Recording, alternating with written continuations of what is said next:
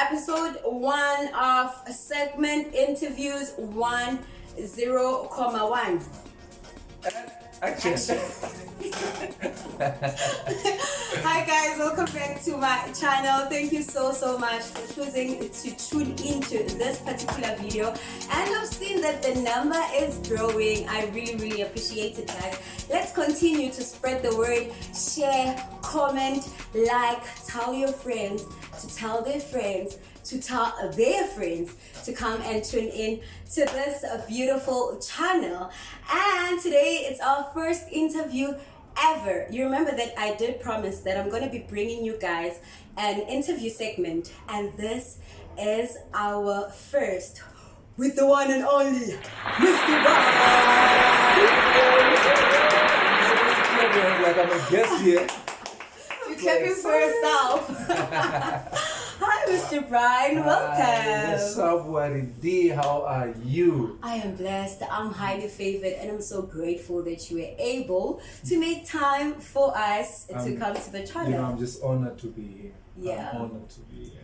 Thank you so much. It's a pleasure. Yeah, so I'm not going to introduce you, unfortunately. You'll introduce yourself to our viewers at home. Let them know who you are, where you're from, and what is it that you do. All right, my name is Pastor Brian. Mm-hmm. I am a dad of 3 girls. Aww. I'm married and I'm married. I'm married. If you were looking, he's married, okay? Married guy. Married guy. Okay, so I'm a dad. I'm just excited to be here. I mean, we'll talk about me more throughout the interview. Yeah, I know that part of the things that you do, maybe you haven't yet told the viewers at home, but where I met you on set. So you're an actor. I don't know if I should say you're an actor or a creative, because I know I'm a creative myself, and at some point I prefer being called a creative, because that doesn't box me up to say I'm just an actress. You know, there's a lot that I can do. I can produce anything that has to do with creativity, you know. Yeah, I think I like that word. I think I'm a creator. No, I'm no longer just an actor. That's beautiful. I like it. You know, because I'm an actor and it's my passion. I love this. That's beautiful. I love this. This is something that is coming out from my heart. Right. Yeah. So when did it start? Maybe if you can take us throughout. Like, is it your something that is growing now, or it's something that has been there since you were young? You know, I think you know, acting has been there since I was young, but now it's just matured. Because the thing is, when my best friend, was reminding me that when I got born again, I was acting. I was doing a drama, and I was a pastor in that drama. And I got a standing ovation from the crowd. Wow. You know. But I was acting. Then he reminded me. Then I realized that this thing started way back. You know, I had it in me, just that I didn't have the platform to for people to see. Right, that's beautiful. So how did it come about? Like, how did you finally get the platform? Because I remember recently you were at the Queen. Guys, you got a picture at the Queen. And you were Georgina's boyfriend, babe. I don't know, boyfriend or crush. Dad, pastor. An entire pastor. Yo. And imagine being a pastor and being Georgina's crush. I can only imagine. And Georgina is flirting with you, and you should flirt back, like you should be now in the character. It's very, very difficult to be who I am and also be a character into character, because people, they expect to put you in a box, you know, and they always say, you know, since you're a pastor, you're not supposed to do this and you're not supposed to do that. And I told you that I was telling you a story about that. We did an interview. Yeah. We're doing an experiment on people. Exactly. And we gave them a white piece of paper, and we draw a little small box, and we said, we need you to color the paper. Everybody colored just in the little box. And we asked them, who told you to just color in the little box? Because their mindset, the mentality is just in the little box. So people always put you in the box, and they're like, you can't do this, you can only do this. But back to your question on how it came about, you know, I remember the first time, I'm just going to cut it. I was on Daily Theatre. Okay. I was invited. I was on my way to work. I was doing this maintenance work in Bradford. I saw this lady across the road, and she was like, can you please come in? I was like, what is this lady looking for? You know, in Joburg, it's not safe. She was like, can you please help me and come on set? Because somebody was supposed to come for an interview, and the person didn't make it. So can you please? So I was like, that was new to me. I was like, oh, okay, is this really true? I said, okay, let me go and find out to see if it's true. So we got in, and it was a live shoot. Wow. And the person who was supposed to go there was supposed to talk about sports and whatever, and the person didn't make it. So she was waiting for the person didn't make it. So she told them that I'm the person. What? So she just briefed me, said, you're the person, please brother, just cover out for me. So I was like shaking, but at the same time, it's a live. I didn't even know what live is. So I got on set, I'm sitting there after she briefed me. She said, can you do it? I said, oh, okay, yes, I can do it. Wow. And it was like lights, camera, action. And the mic was given to me. I nailed it. I started to speak about the sports and what's happening in, with the kids that were being abused in sports academy. Yeah. So being knowledgeable of those things and watching the news, I was able to tell them what was happening. Just like that. Just like that. It was a live thing. Goodness. It's on Daily too. I think I have it. The way God does his things, I always said, there is no mistake. Yeah. There isn't something that is called a mistake. Yeah. So you were at the right time, at the right place, for that right opportunity, just for that moment. And that's how you were introduced to the industry. There are no coincidences. Exactly. No, that's always true. Yes. So you've always loved this acting thing and ran with it just after that that whole interview. Just after that, I felt in love with it. I said, wow, I can actually do this thing without even looking into the camera. Okay. Because I was afraid that if I do this thing, I'll always be tempted to look at the camera. So it's an exciting industry, but it's not an easy industry. I can only imagine. So if maybe you can just take us through into how do you now separate the two, because you're a pastor as well. In real life you're a pastor, and at some point you have to get into certain characters. How do you differentiate like the two, that okay, now this is Brian and this has nothing to do with Brian? Are you even able to say, okay, this has nothing to do with Brian, I'm gonna take any role that comes through, like you know, there's this thing that people can be stuck into character. It happens. Yeah, it does happen. When you act out a character for so long, you can be stuck into character, and then it will be difficult for you to distinguish between your real character and that character. Yeah. So you have to separate yourself. You see, there's a lot of actors, I don't want to say them by name, but they go stuck into character. That's because they're in this they're doing this scene where they're in love with somebody, and then it's now we've stopped shooting, but they're still in love with that person because that kiss it goes into your soul.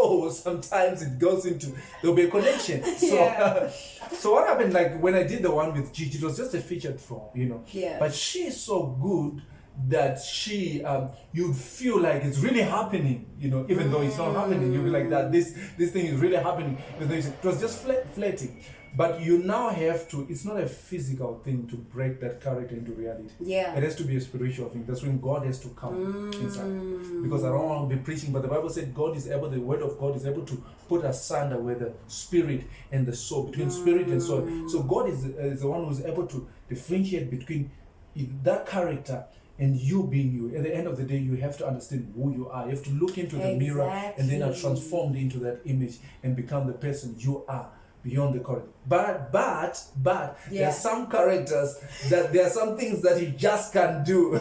Sure, I can only imagine. But now you've just mentioned something into you need to understand who you are, right? Yes. And we know that as artists we go through a lot.